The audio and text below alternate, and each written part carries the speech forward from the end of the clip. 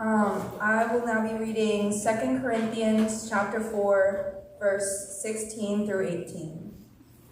So we do not lose heart. Though our outer self is wasting away, our inner self is being renewed day by day. For this light, momentary affliction is preparing us for an eternal weight of glory beyond all comparison. As we look not to the things that are seen, but to the things that are unseen. For the things that are seen are transient, but the things that are unseen are eternal.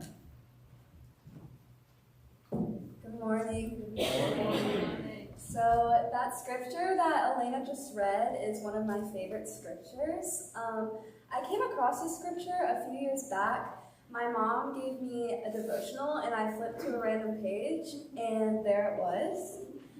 When I read this for the first time, everything made sense. At that point in my life, it was a really tough time due to being on lockdown due to the coronavirus.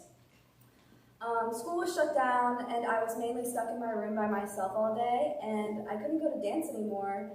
Didn't get to have my recital and say goodbye to all of the graduates. This caused a lot of anxiety to form because of everything suddenly went to a halt. I started losing my faith and questioning if God is out there. That is obviously very hard for me to admit in front of my church congregation, but I feel like everyone was going through similar things at that time. I kept on wondering when God was going to speak to me from a burning bush or make a whale swallow me whole and spit me out again. Something big and powerful to prove that God is with me. But when I read that, I felt so much lighter. I began to realize that God doesn't need to do amazing, powerful things to prove his existence. God is with me every hour of every day. I see God when the flowers are blossoming in the spring or when the leaves fall in autumn.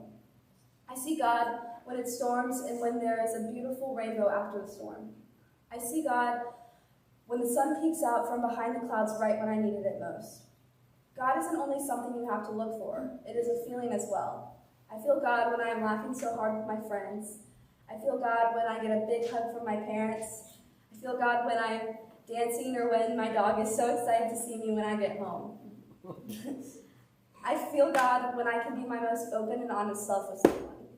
You see, I've realized that God has created every aspect of nature, and you can find him anywhere if you just keep your mind open. I've come to realize that the big and powerful things that make someone realize God's existence can be the little things. An example I can think of is when we were at camp for nighttime worship. You can hear the crickets chirping in the background, feel a nice breeze, and look up at all the stars. Everything feels so calm and peaceful. I can find these moments and feelings every day.